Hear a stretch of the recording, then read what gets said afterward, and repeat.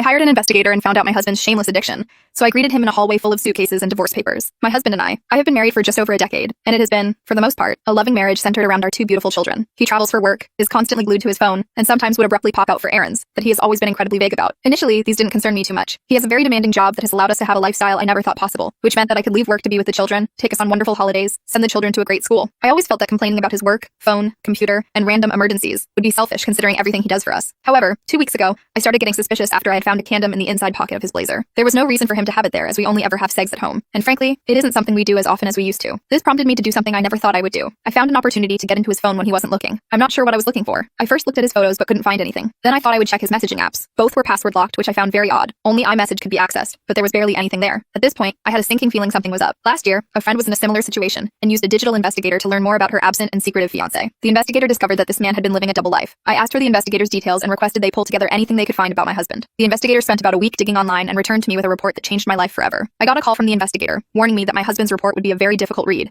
and that I should open it in private when I could process it fully. Since I received it, I have barely been able to eat, sleep, properly take care of the kids, or speak to him. And yet he is so absent-minded, he doesn't even realize something is wrong. It turns out that my husband of over 10 years has been having an affair with a woman, 15 years his junior, financing this woman's lifestyle and her failed business venture, attending sex parties with her, where they have sex with other partners, posting in a revolting online sex forum, including pictures of his genitals, and details his addiction to porn and escorts to his creepy online friends. Based on this post online, has been spending thousands on escorts as far back as 7 years ago. I have no idea where to go from here. Update. I chose to wait until after New Year's as I did not want to rob the children of one last Christmas and New Year's holiday as a family. In the meantime, I researched solicitors and sought recommendations from trusted friends. Rather humiliatingly, I did, after much urging on this website, also schedule and go through with an STI test. It was horrifically embarrassing, but I am relieved to say that it came negative. He made my job incredibly easy by flying out for a work trip on the 2nd. I immediately got the ball rolling, met with the solicitor, packed up all of his belongings into 6 suitcases, had the locks changed, and spoke to a child psychologist to work out the best way to explain things to the kids, who are far too young to understand the full picture, of course. Fast forward to a week later, and upon his return, I, having made sure the children were picked up by my mother after school, greeted him to a hallway full of suitcases and divorce papers. I had printed out the report in full and started walking him through it before he broke down in tears. It was a compulsion. He was unbelievably stressed, and that if I left him, he would have no choice but to marry the other woman, whereas he would end it immediately if I were to take him back. This last part was truly the nail in the coffin. I don't think he even realized just how manipulative a comment that was to make. After hours of a back and forth and groveling, he gave up. He was left at the bottom of the stairs in the entrance to our home with his suitcases, waiting for a cab to take him to God knows where. Final update. 2.5 weeks later. Since our separation, my soon-to-be ex-husband has fluctuated between remorseful and completely delusional. One day, he is begging for another chance, promising to change, telling me he will attend therapy and fight for our family. The next, he is enraged that I have ruined his life and taken away the stability he had with our children. He has tried to paint himself as the victim, conveniently glossing over his years of deceit and betrayal. At one point, he even suggested that we could remain partners, but live separate lives, his way of trying to have his cake and eat it too. The most frustrating part has been when he makes an argument that this was a mental health issue, or an addiction issue. It is 100% an entitlement issue. He is currently on supervised visits while we establish a longer-term arrangement. The children are adjusting as best they can, and I am doing everything possible to keep their lives as stable as possible. As for myself, I am healing,